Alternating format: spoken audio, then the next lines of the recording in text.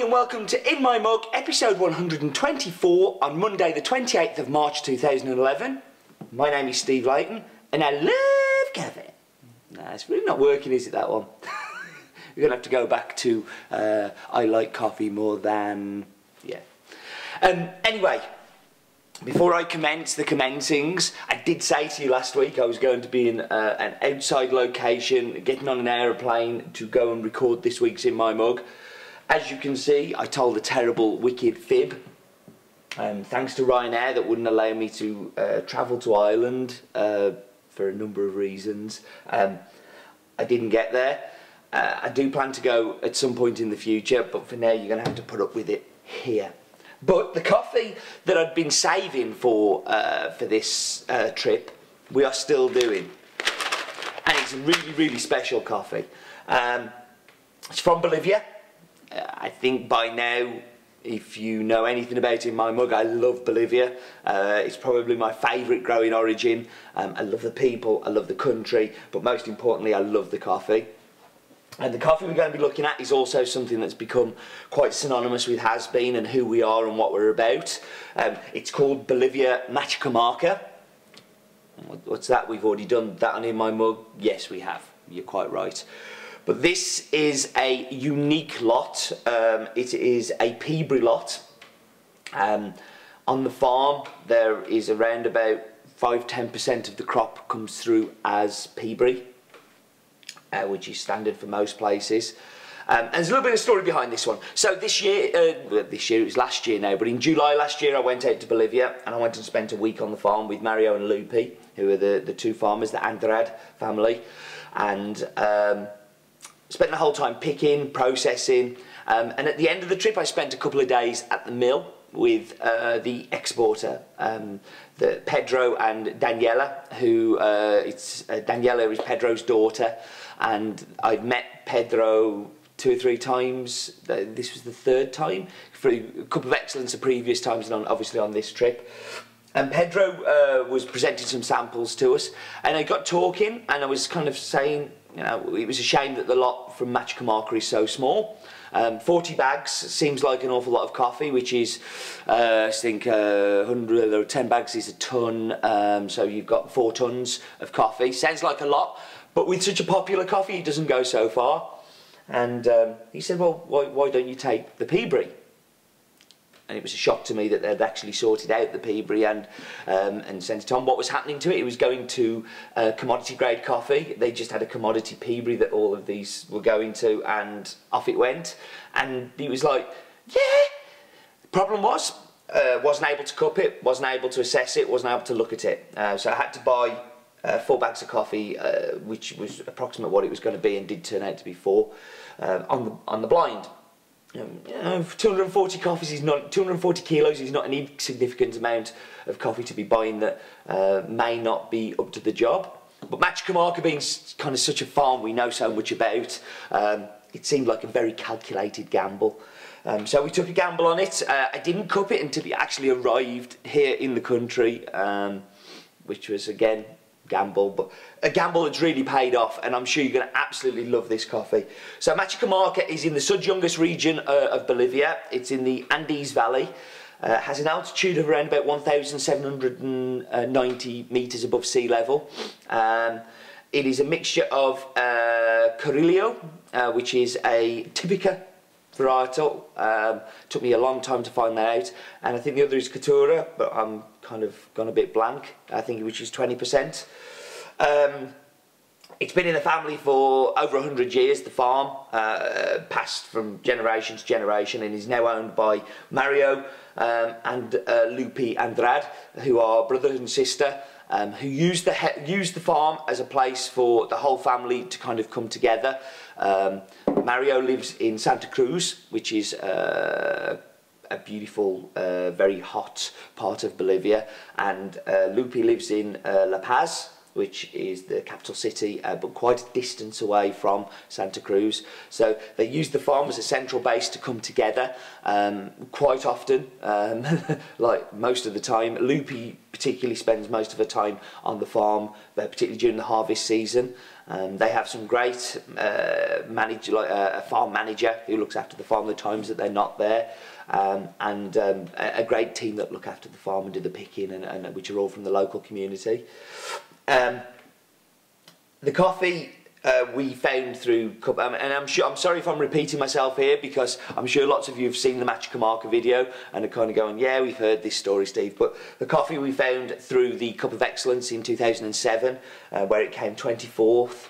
Ever since then, we've bought every single coffee from, every single bean from the farm, apart from the Peaberry, which was getting blended away as another. We are the only ever buyer of Machacamarca, which I think is ace. We've started the relationship. Before that, they were just getting rid of it in the commodity market. So, we've been really kind of key on building the brand of this. And actually, Machacamarca was the coffee that we sent to there was a conference recently in Long Beach in California called TED, which I'm sure some of you will have heard about. And there was a group of roasters that got together and sent some coffee out, and some baristas, and did a presentation of what fine coffee can be to the TED delegates. Machacamarca was the coffee that I sent out. Also the coffee that was used in 2009 by the Irish barista champion Colin Harmon of that year in Atlanta, and did very well indeed with that coffee, and is a massive fan just as I am. Okay, so some numbers. Farm is called Bolivia Finca Machacamarca, owned by Mario and Lupi Andrade, has an altitude of 1,790 metres above sea level, is Corillo, which is another name for Typica and Caturra. It is 80% Typica, 20% Caturra, and is in the south youngest region of Bolivia, and is near to the town of Chulumani, which is a smallish town but fairly well known in Yungas. Right, I'm going to whap you on pause. I'm going to go and make some coffee. This one I am looking forward to very much. So I'm going to go and make the coffee, and I'll be back with you in just a moment. Okay, so I'm back. I'm going to dive straight into the espresso. So I've pulled the espresso quite tight, just because from cupping this coffee I know what to expect, and I know I'm going to get lots of acidity. So I pulled it just a tiny bit short because I want to try and increase some of the sweetness. So. And that's really cool as I've walked it round from the other side. And what you hit it with first of all is the maltiness, like toffee, caramel, that I know Machacamarca gives me every time I kind of dive into it. Perhaps not as intensely, but what is intense is there's a massive acidity. It's really like a lemon. Now, I don't want to over exaggerate the lemon, so the kind of way I've described it is like a lemon pie. So you think about that, you get that sweetness coming through, so you get the sweetness of that toffee, a little bit of maltiness, caramel, and then you get an absolutely beautiful lemon, kind of zesty, but calmed down by this sweetness coming through. So that's in the espresso. I think it's a very good espresso. Very, very good. My milk is awful on this one. Absolutely horrible. I hope it doesn't affect the cup. So way too much foam on that. So the big thing about Machacamarca for me is when you pull it as a cappuccino, it changes it into this kind of what I've described as a donut.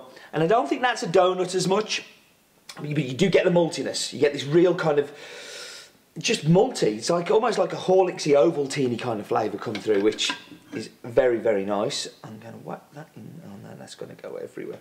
I'll pop it on the floor. Been playing with a new funnel. I'll show you. So it's like a funnel that goes in with the Chemex paper.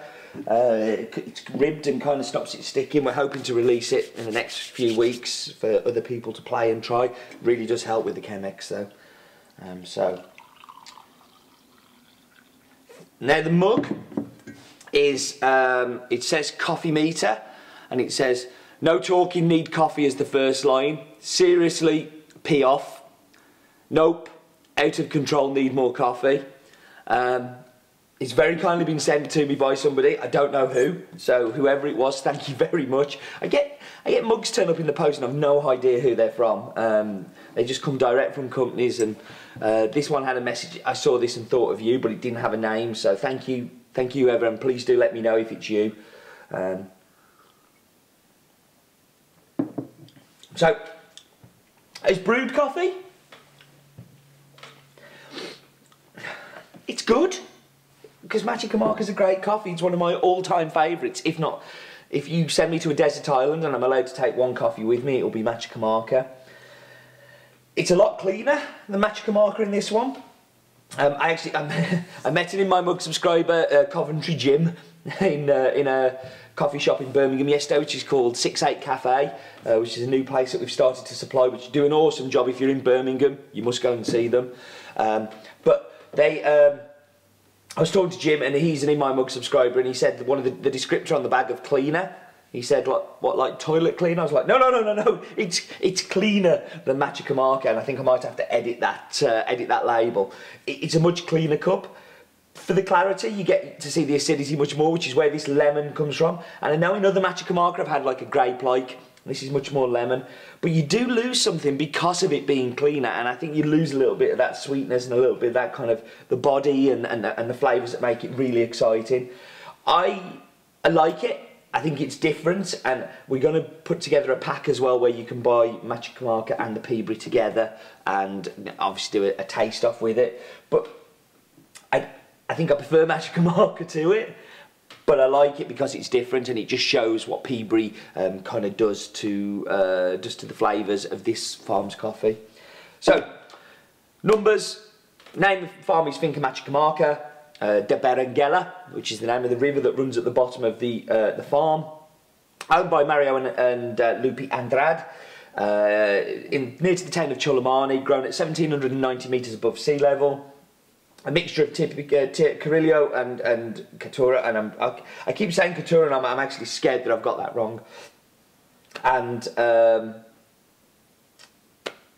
Subjungus region, kind of fully washed but not. We've talked about this before, where it's washed and then it's run through the pulper again with the scrubbers open and the bypass open, so it takes a lot of the mucilage off and then left to dry in the sun. Tiny farm. Production of the farm is 40 bags. Production of this Peaberry is 4 bags. World exclusive. Absolutely delicious coffee. 3 things you need to know about it. 1, it's a Peaberry. Peaberry is where in the coffee cherry you normally get 2 seeds, which are the beans. You get 1, and it's rounded and looks a little bit like a pea, and yeah, that's a Peaberry. So within the cherry you have pistils that fire to produce the seed, and it's a misfiring of one of those pistils. All coffees have Peaberry. Different varietals will produce different amounts, but the average is 5 to 10%, which is exactly right for this one. It's actually 10% of the harvest. So that's one thing to know about it. 2, it's grown by a family that have owned the farm for over 100 years and are very involved in the whole process of it. Even though they don't live on the farm 100%, they spend a lot of their time there, and they have a very good farm manager who looks after it. And 3, it's world exclusive. Nobody else in the world has this coffee, so it's all ours. Okay, I think that's it. Life is too short for bad coffee, and I love Machacamarca very, very much. So I went and I didn't rate them, so I put them in order. I'm actually going to put the brewed coffee at the bottom. I think that's my least favourite of the 3, although it's delicious.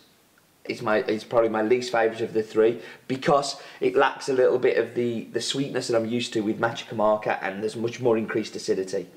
In the cappuccino, I think it cuts through really well. I like it. But surprisingly, I really liked it in the espresso. And I think espresso is going to be my favourite with this one, and going down that way.